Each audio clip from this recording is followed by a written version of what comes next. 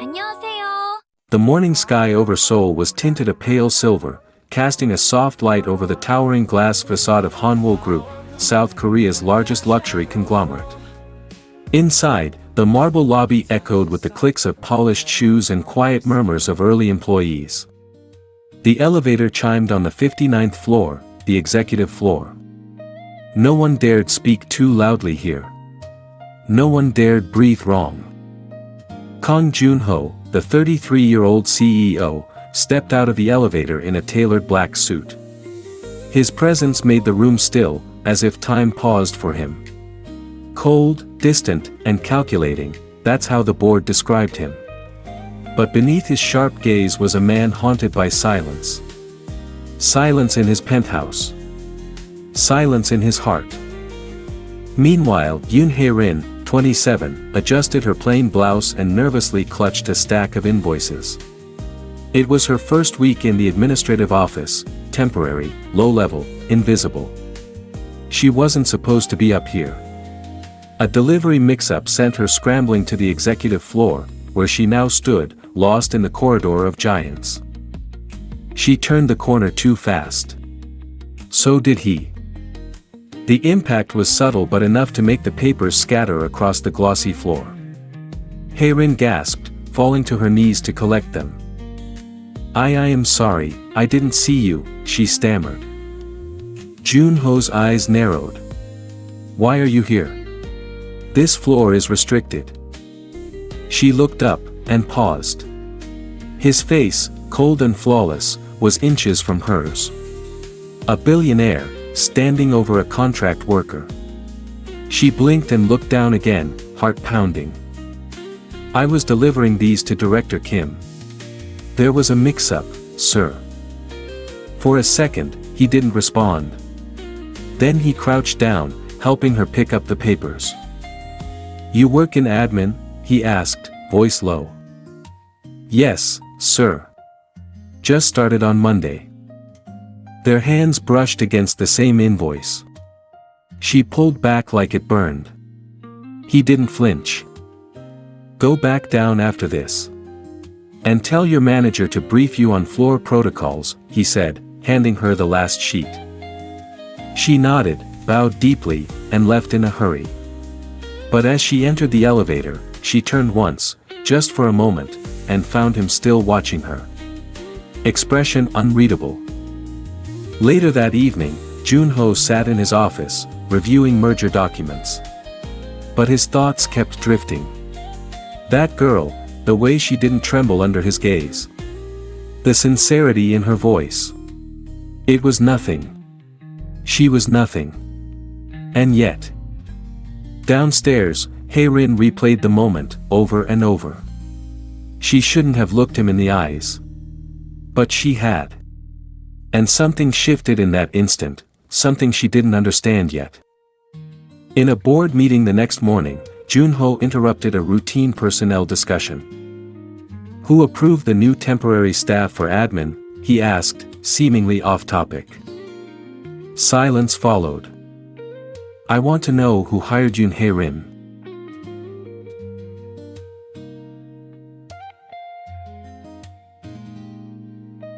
The glass walls of the executive floor gleamed under artificial lighting, but inside the storm was brewing. Whispers had turned into meetings.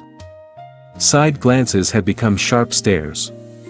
The youngest CEO in Hanwol Group's history was now the subject of corporate rumors, all revolving around a single woman, a temp-turned-assistant.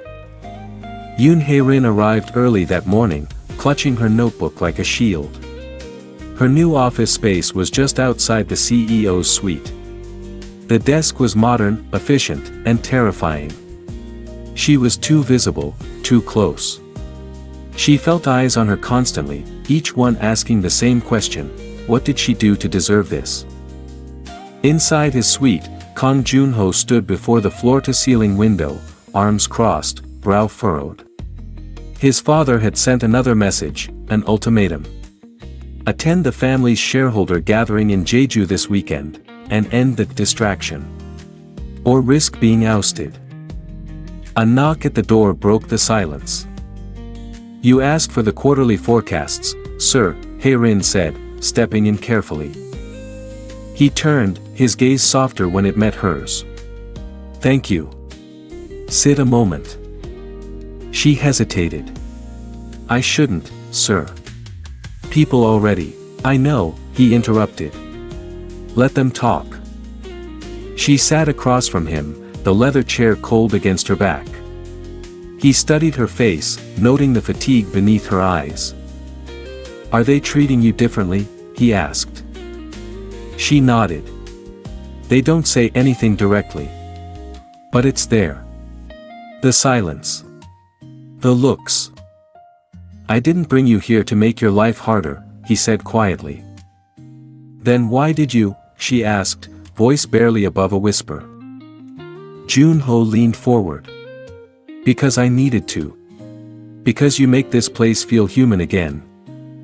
The words hung in the air, charged. Her eyes met his, wide with uncertainty. Before she could respond, the door opened abruptly. It was Min. Again. CEO Kang, the Jeju itinerary is ready. Your father expects you Friday night. I'm not going, Jun-ho said without flinching. Min glanced at Hei-rin, then back. You'll risk your seat on the board for her. Jun-ho stood. I'm not risking it. I'm choosing something else for once. That night, Hei-rin received an anonymous envelope at her apartment. Inside, tabloid photos of her and Jun-ho in the cafeteria, followed by a typed note, know your place before the world reminds you. Her hands trembled. She didn't sleep.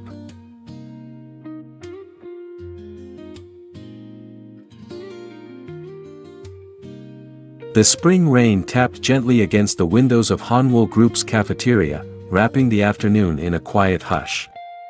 A soft gray light filtered in through the glass, catching on the sleek chrome surfaces and spotless tiles. Employees filled the room, murmuring over neatly arranged trays, their conversations blending into a low, ambient hum. In a secluded corner near the far window, Yoon Hei-rin sat alone, stirring her untouched soup.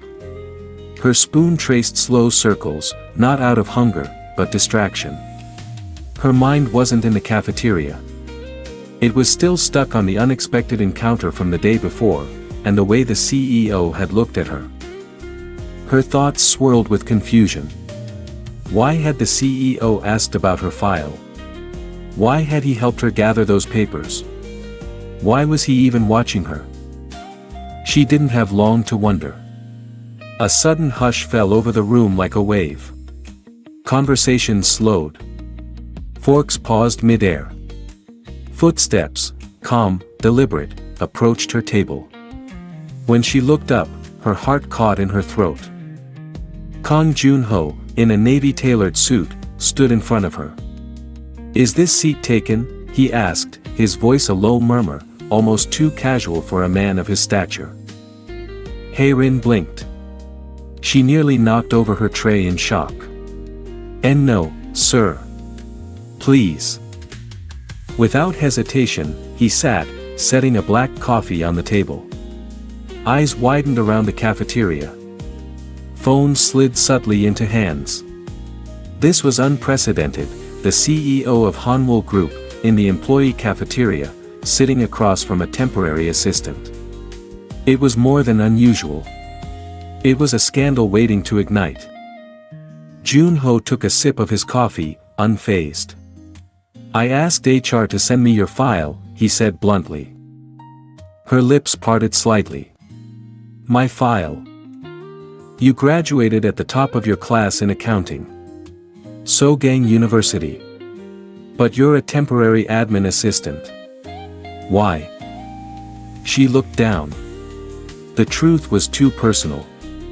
Too raw. My mother fell ill during my second year. I worked nights at a hospital, then did freelance bookkeeping. I only finished my degree last fall. His eyes didn't leave her face. You're overqualified for your position. She smiled faintly, eyes flicking toward the window. Maybe. But I'm lucky to be here at all. I don't have the right name or the right shoes. I just wanted a chance. There was a pause between them. Not awkward, electric. Hae-rin felt it vibrate through her skin. She wondered if he did too. But it all cracked when Executive Director Min entered the cafeteria. The moment his gaze landed on them, he froze. His brow furrowed. His jaw tightened. CEO Kang, Min said, trying to keep his voice neutral, "May I speak with you privately?" Junho didn't move. "Not now. I'm having coffee." The silence around them deepened. Hae-rin wanted to disappear into the floor. She fumbled with her tray, her cheeks burning. But then he looked at her, and for a moment, his tone softened. "Don't worry. Just eat your lunch." The following evening, the confrontation came, not in public, but behind closed doors. Min stood in Junho's office, pacing. "You've crossed a line," Min snapped. "She's a nobody. You think the board will tolerate this? Or your father?" "I'm not 12, Min," Junho said calmly. "I don't need your permission to have lunch with an employee." "It's not lunch. It's gossip. It's risk. Your father called me personally. He heard you're mingling with contract staff. He's furious. Tell my father I'll call him when he stops managing my life from Jeju." Min stepped closer. "Do you care about what this could mean for the merger? The board? If this girl becomes a distraction..." "She's not a distraction," Junho said, his voice cold now, cutting. "She's the first real thing I've seen in this building in years." Downstairs, Hae-rin stared at a company memo. Her heart pounded. Effective immediately, Yoon Hae-rin is reassigned to the executive office floor as administrative assistant to the CEO. She reread it twice. Was this a promotion, or something worse? Her fingers trembled. She stepped out of the elevator the next morning, back in that same marble corridor. As she turned the corner, he was there, waiting.